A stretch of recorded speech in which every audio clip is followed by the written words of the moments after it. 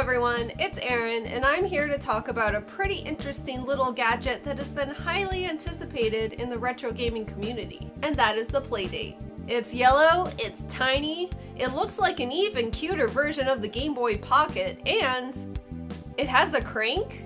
Playdate is the new little device from Panic Software.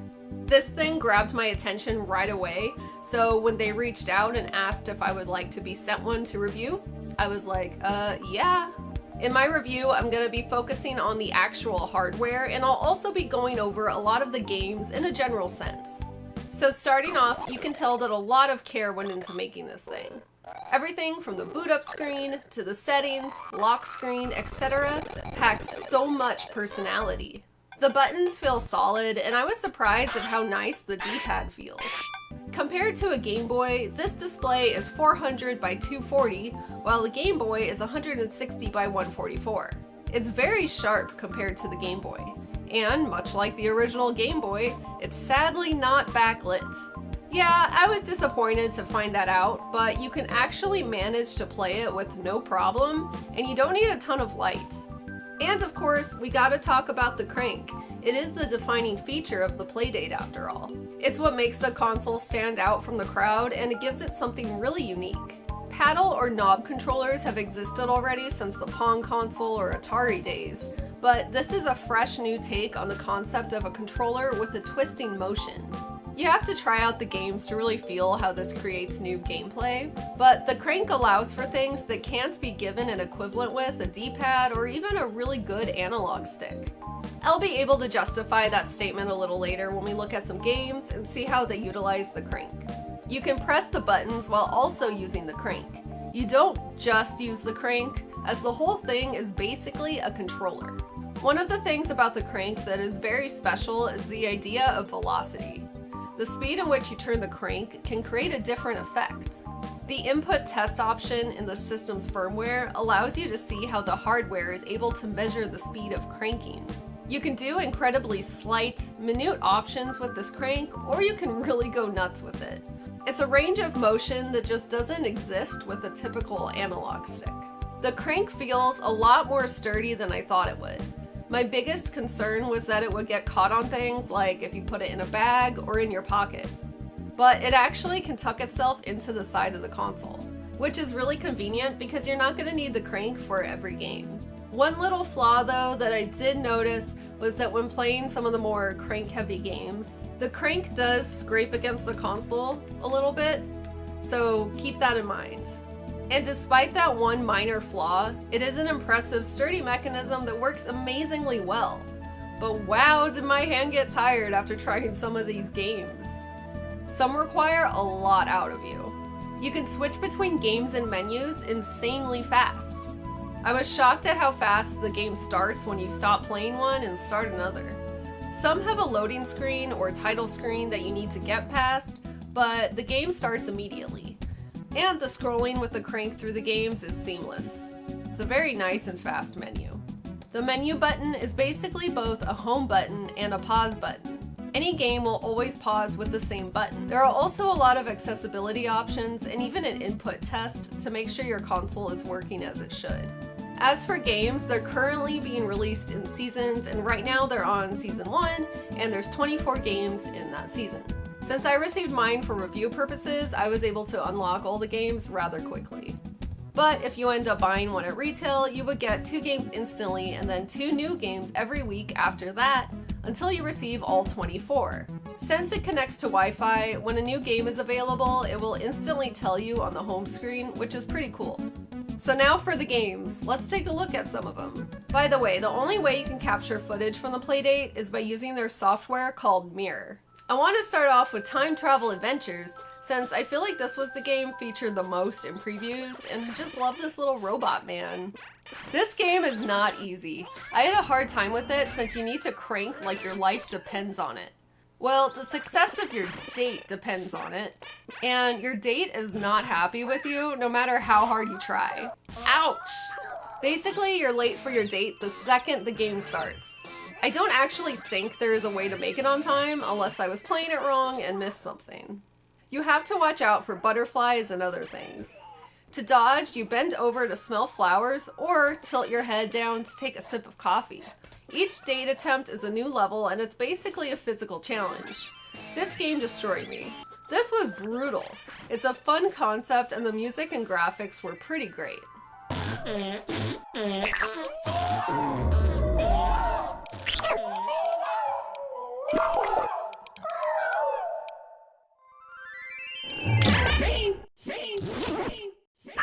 Omaze. Omaze is a really interesting game that doesn't even show a title in the home screen. How mysterious. Using the crank, you're trying to get the smaller, marble-like circle into the bigger circle. It's hard to explain, but you can see it on the screen. It's not easy. It shows off the accuracy of the crank, that's for sure. The velocity of the crank is a big part of a lot of the games. It's a puzzle game that requires precise crank control, and the puzzles are tough.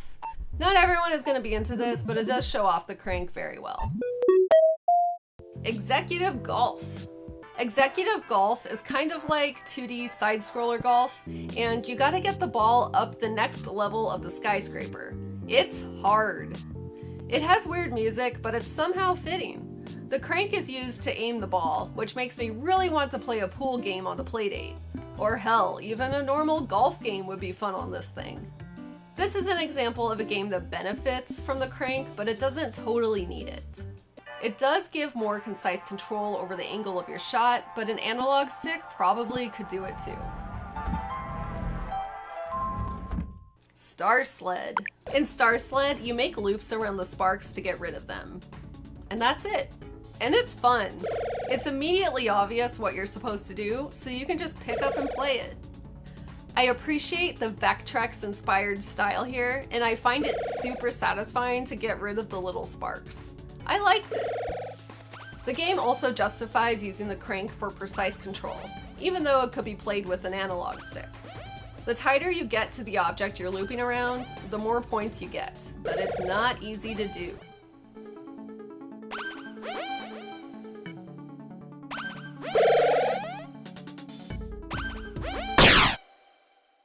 Sasquatchers. I describe Sasquatchers as a mix between Advance Wars and Pokemon Snap.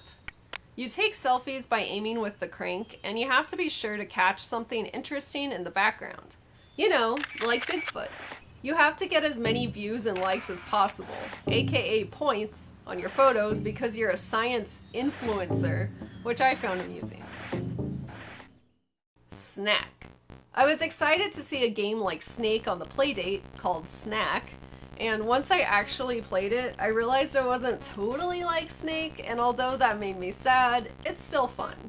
Firstly, you do not use the crank. You use the D-pad, which is actually quite nice. You have to eat the apples before they bite you. That's right, these apples bite back. But much like the classic Snake game, you can't touch the sides of the screen. You can also jump, which is how you get the chompy apples off your body. If you let an apple crawl up to your head, you lose. Inventory Hero. Inventory Hero is another game that doesn't use the crank, and it's all about inventory management, and it kind of plays itself in a way. You're constantly dropping and equipping items, which I guess sounds shallow on paper, but playing it is really addicting. You have to watch out for things like rabbits because, you know, as rabbits do, they multiply really fast and quickly fill up your inventory, which you do not want. The first boss is a crow that puts things like bombs or a corncob pipe in your inventory, and you have to get rid of these items fast. Forest burns up in smoke. This game immediately impressed me with its cuteness. You are a park ranger rescuing little campers from a forest fire. The sprites are adorable, so naturally you want to save them from burning to death. I always like running away from a giant wall of death as a device to create tension in a video game. The character you play as uses a shovel to do everything, so the game was clearly inspired by Shovel Knight. This game shows off some very important things about the Playdate's hardware. For one, it shows that the D-pad and buttons are capable of giving a challenging 2D platforming experience. Also, you periodically have to switch from platforming to use the crank to pull up campers stuck down a well. It's very easy actually to hop from normal stance of playing a platformer and grabbing the crank real quick, and then back to platforming again.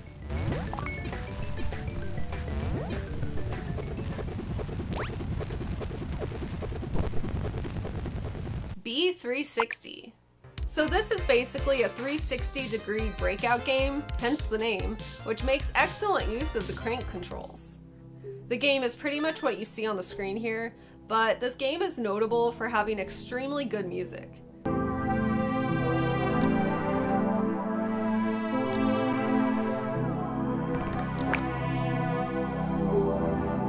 Playdate is retro in many ways, but not in the audio department. This game strongly resembles the classic 360-degree shooter Gyrus, which is pretty cool. Games like Breakout really play a lot better with paddle-type controllers, which this crank controller does a superb job of fulfilling the purpose of. I hope they get more Breakout clones on the Playdate.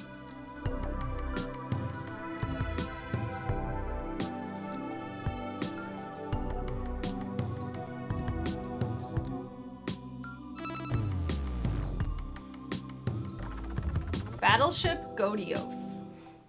Battleship Godios is a very unusual shmup where you have to collect your bouncy bullets again after firing them. I didn't want to spend too much time with this one, but it shows how the Playdate can implement a rewind feature using the crank.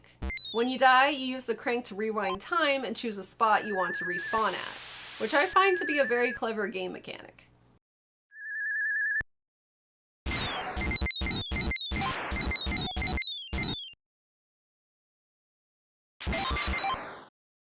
Okay, so I really enjoyed Flipper Lifter.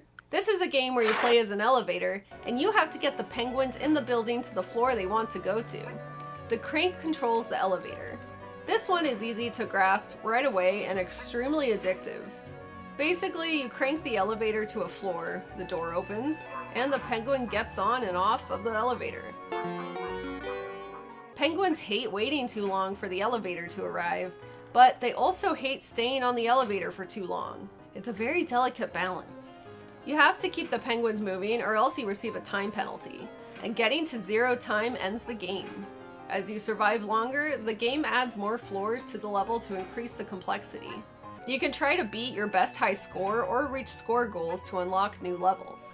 Pick, Pack, Pup. For starters, this game shows how the crank can be used to go through a cutscene. You move the crank to scroll through the story. This game taught me how to dock the crank, and that the Playdate can actually detect if the crank is docked or not. Unfortunately, this gets annoying after the first time because you need to pull the crank out to watch a cutscene, and then it is mandatory to dock it again. The game involves you playing as a dog who works for a shipping warehouse that resembles Amazon. The satire going on in this game is pretty funny. It's a puzzle game that's reminiscent of Tetris Attack and Bejeweled. Line up the shapes to make a group of 3 or more, which automatically boxes them. The boxes clutter up the playfield, which will prevent you from making bigger chains. But you can click the boxes to clear them and the game will resupply you with more shapes. The story mode has a lot of amusing cutscenes as well as fun gimmicks for each stage, such as combo bonuses and other gameplay variations. Whitewater Wipeout. This was another game that I feel was advertised with the Playdate. I didn't really like this one at first because I could not get the hang of it at all, but I sat with it and figured it out for the most part. You're playing as a surfer and you're trying to do as many tricks as you can to get points before you run out of waves. Radical! This resembles the surfing segment from California Games, but is controlled entirely with the crank. So it appears you're supposed to build up as much speed as you can in order to launch high off of the wave, and then do as many rotations as you can. But you also have to land at the right angle so you don't wipe out. The best I was able to do was a triple, and I got a nice little congratulations message. I also need to point out how perfect the font is for this game. Nice.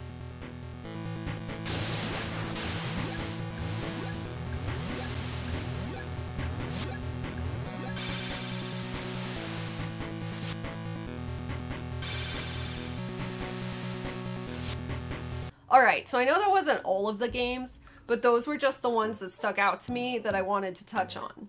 I think they were all pretty good examples of how the Playdate's hardware is used. To recap, I think the Playdate is a very fun and unique little device. You can tell a lot of care and attention to detail went into this thing, and that the game developers had fun with taking advantage of its hardware. In my opinion, the only real cons were the lack of backlights and the fact that the crank can sometimes scratch against the side of the console. I could definitely see them making a backlit version of this in the future, because that would probably make a lot of people happy. Panic is now taking pre-orders for the Playdate that will ship in 2023, and it retails for $179. Well, I hope you guys enjoyed my review, and thank you so much for watching. See you next time. Bye!